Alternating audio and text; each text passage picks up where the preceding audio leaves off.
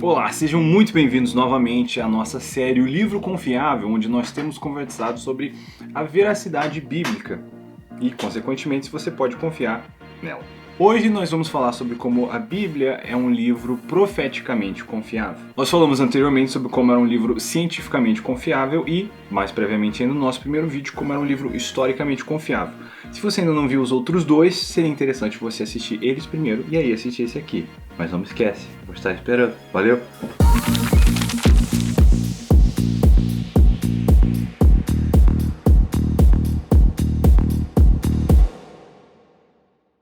Mas o que é uma profecia? Uma profecia é você falar de algo, escrever algo ou apontar para algo que vai acontecer antes que isso aconteça. A gente sabe porque não tem história legal de um herói medieval na fantasia se não tiver uma profecia antes. Ele vai matar o dragão, ele matou o dragão. A profecia já dizia, A gente gosta de profecia é maneiro. E a Bíblia tem muita profecia. Agora, quais são as chances dessas profecias serem cumpridas? É algo matematicamente assustador. Sério. Porque as profecias da Bíblia, elas não são vagas. Tipo, você lá lê uma revistinha que diz que essa semana você vai conhecer alguém.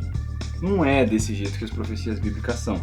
Elas são muito específicas. E aí que é assustador quando essas profecias elas vêm passar. Por exemplo, Jesus Cristo, ele cumpriu mais de 300 profecias durante a sua vida.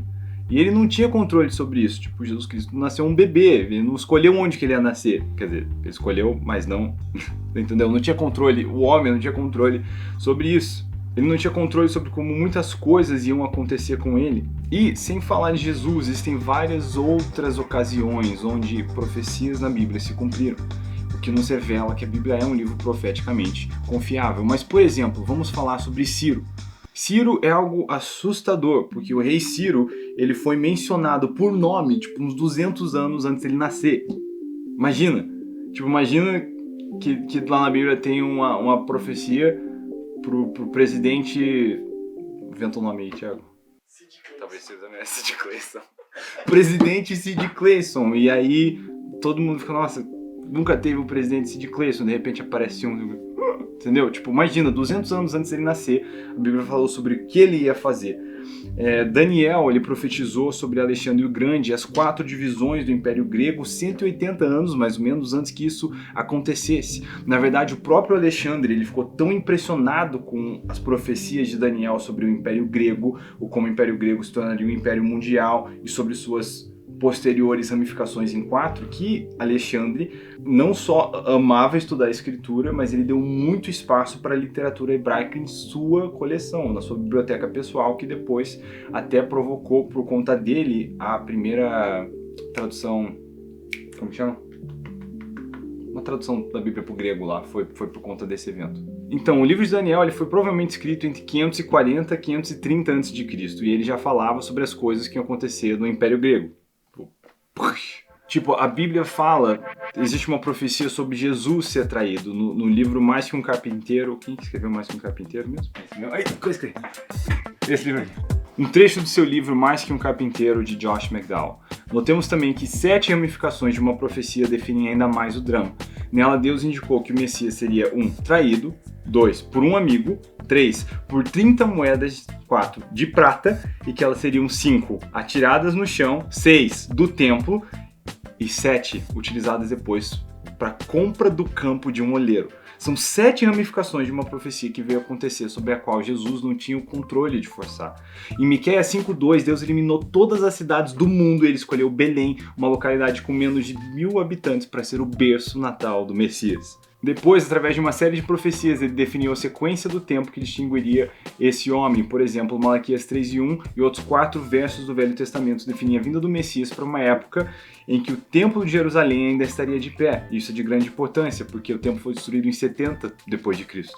Quer dizer, a janela, velho. Só essas ramificações. Não vamos falar das mais de 300 profecias sobre Jesus, vamos falar sobre essas 8 ramificações. Nós descobrimos que a chance de que um homem tivesse vivido até o presente momento e cumprido todas as 8 é 1 em 10 a potência de 17. Quer dizer, as chances seriam 1 em 100 quatrilhões. Quer dizer, um homem cumprir todas essas profecias por acidente é matematicamente muito mais impossível do que entender que Deus enviou Jesus.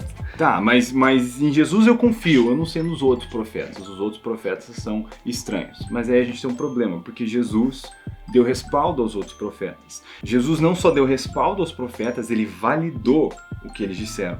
Em Mateus 5,18 ele diz que até o céu e a terra passarão, mas nem o i nem o tio jamais passará da lei até que tudo se cumpra. Quer dizer, tudo que foi profetizado vai se cumprir.